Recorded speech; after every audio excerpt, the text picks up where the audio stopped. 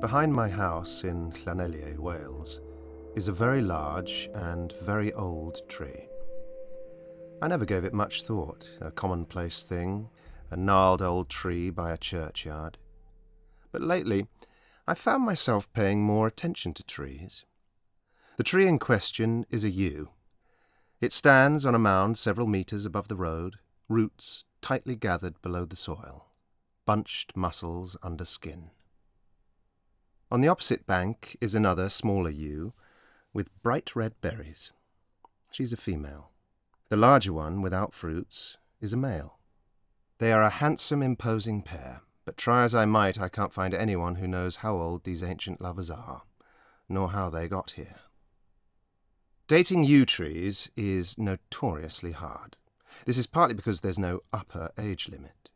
Sometimes growth can stop and the tree can stand dormant for long periods, possibly centuries. And like cedars, they can grow from a low-hanging branch that has rooted in the soil. Left alone, a yew might be capable of regenerating itself forever. Ancient trees are a source of wonder.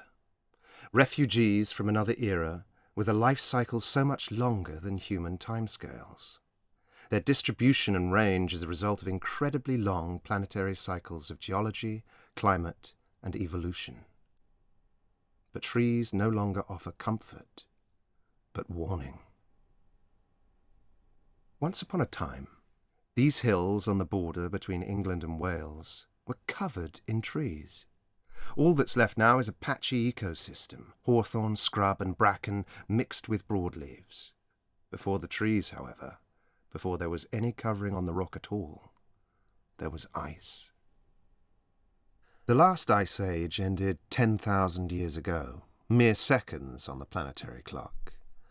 The old yews of Llanelli could be the grandchildren, or even the children of one of the first trees that took root as the ice retreated.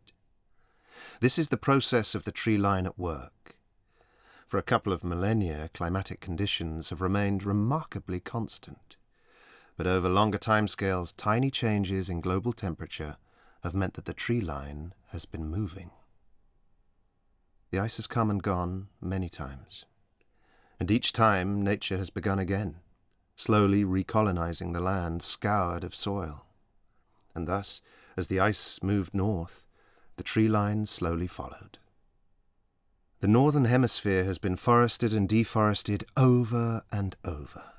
Time-lapse photography of geological time on planet Earth would show a sheet of ice descending and retreating in a rhythmic pattern roughly every 100,000 years, and a green mass of forest rising towards the North Pole, then falling again, like a breath. But now the planet is hyperventilating. This bright green halo is moving unnaturally fast, turning the white Arctic green. The migration of the tree line north is no longer a matter of centimetres per century. Instead, it is hundreds of metres every year. The trees are on the move. They shouldn't be.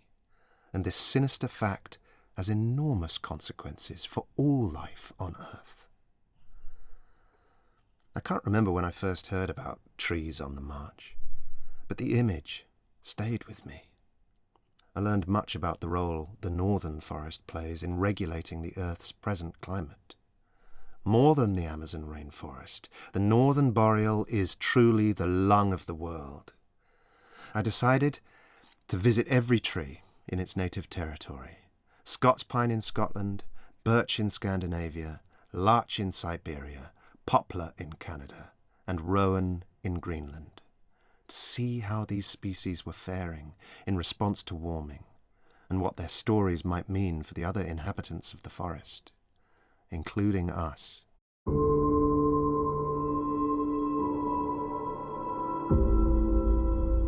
Glenlyon, Scotland. As the ice retreated to higher ground at the beginning of the current interglacial period, the boreal forest set off in pursuit.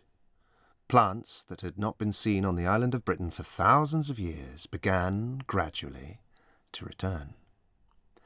10,000 years later, I follow. Pointing the car north from Wales, I head to where the map says the tree line has come to a halt. Scotland. It's not until I'm actually there that the contradiction strikes. I'm searching for the upper limit of the forest, but where is the forest? Scotland's bare hills are both epitaph and a warning. This is where the commodification of nature leads. How the tree line is responding to warming now is hard to say because nearly all the trees were cut down. The tree line's first wave, after the last ice age, resulted in a patchy forest that the foremost historian of British landscape, Oliver Rackham, calls wildwood. It was rampant but precarious. Birch was quick to establish but transitory, giving way to other, bigger and bolder trees. However, around 8,500 BCE, pollen records show Scots pine arriving suddenly across Britain, colonising a corridor up the west coast of the British Isles, nosing its way into the inlets and fjords of Scotland, and then across the straths and valleys, and up into the mountains. So successful was the pine that the birch disappeared almost completely for thousands of years, and the pinewood spread across Scotland, reaching its apex of around 80% of the land area in approximately 4,500 BCE. At this time, Mesolithic humans began to clear the forest for agriculture, hunting and construction, creating such biodiverse habitats as heath and moor, but also setting the stage for the creeping blanket bog that has become upland Britain's signature landscape. The bog is, in a sense, a ruined ecosystem, as tree clearance has allowed minerals to be washed into the lower layers of the soil. Unable to drain, the tundra-type landscape becomes waterlogged, and plants do not fully decompose, forming peat. The highland clearances and the expansion of Victorian shooting estates for grouse and deer are often blamed for the deforestation of the highlands. But while heather burning and overgrazing by deer in the absence of predators like wolves, lynx and bears did prevent trees from coming back, much of the open upland landscape had already been formed by clearing all the trees. Along Loch Linnhe, low cotton candy clouds scud between the peaks of Ardgour. The peninsula holds the most southwesterly remaining relict pine wood, within the estate of Connachtlan, a property given over to deer stalking. In a hollow between the hills lies this last scrap of forest which former generations owed their wealth, with huge amounts of timber being imported into Ireland in the 17th century. Beyond Fort William, the famous road to the Isles opens up to me, majestic, sonorous glens beneath blue peaks. But instead of timeless, this landscape now appears apocalyptic, the victim of catastrophe. It is perhaps a miracle that any old-growth forest has survived at all. Only 84 fragments of native Caledonian pinewood remain. These are granny pines, gnarled, apparently half-dead characters that animate the otherwise blank canvas of some Scottish hillsides. These are the only trees that were large enough to escape browsing after the wolves were extirpated and the deer and sheep allowed to run riot. The natural lifespan of a Scots pine is up to 700 years, yet Scotland's surviving granny pines are mostly under 400. Major dips in the pollen record suggest this is because of the massive extraction of trees from 1690 to 1812. There is something profoundly wrong with a solitary pine. Pines are social creatures. They rely on other trees for sharing resources through fungal networks. Could it be that these matriarchs of our oldest forests, these stewards of our ancient ecosystems, are, in their old age, lonely? Are the granny pines missing the companionship and the nutrients provided by their children?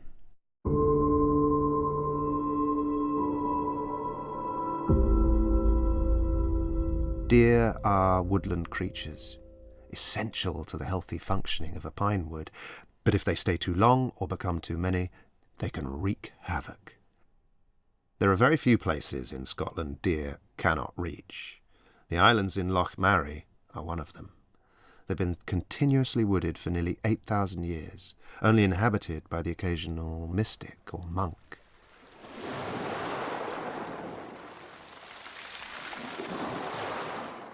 It is nearly midsummer. I've come to see the oldest continuous stand of ancient wildwood, perhaps the only surviving one in Britain. From the beach at Slatterdale, the sun throws a pale fire across the loch to set the trunks of the pines on the wooded islands alight. Thick stands of trees are visible in a tantalising, pristine paradise. I came here for the wooded islands, but I hadn't thought of how to reach them. There's only one thing for it. It takes me 30 minutes to summon the courage to swim, and another 30 to actually make the crossing. I make it. I lie on the hot stone, catch my breath. Then I look around. The forest continues right up to the lake shore. Trees have crashed into the water, stems washed the colour of bone above. Huge root plates of fallen trunks rear out of the undergrowth the size of houses, dripping with life, mosses, gorse, willow, rowan, ferns and berries growing in the crater vacated by the tree. This is an island without humans, but home to 14 species of dragonfly. It's a little frightening. Wild nature almost haunting in its indifference. Twisted pines grow in the most unlikely of cracks in the rocks. Dead trees, standing and fallen, are everywhere. This is the signature characteristic of wildwood. Dead trees are allowed to rest where they fall. Dead trees support far more life than living ones, hence the density of bird life. The great spotted woodpecker nests only in dead Scots pines. Even more niche, the pine hoverfly breeds exclusively in wet hollows of dead Scots pines.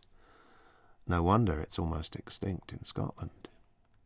Try as I might, in bare feet I cannot get very far into the thickets of the wood.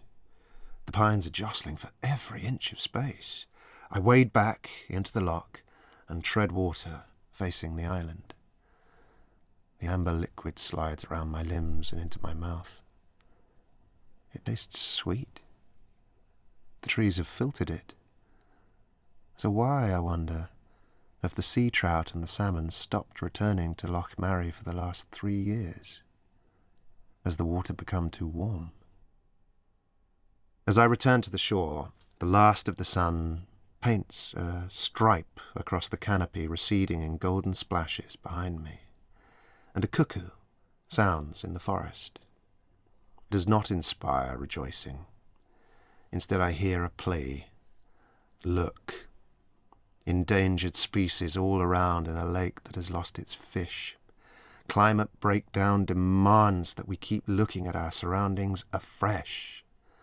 I sense that the struggle to overcome the gap between our idea of the world and the reality will be a feature of the years to come. Our imaginations will always be playing catch-up. I watch the light deepen and the lake flash magenta before reverting to obsidian black. For a long time the pink clouds echo like a reproach.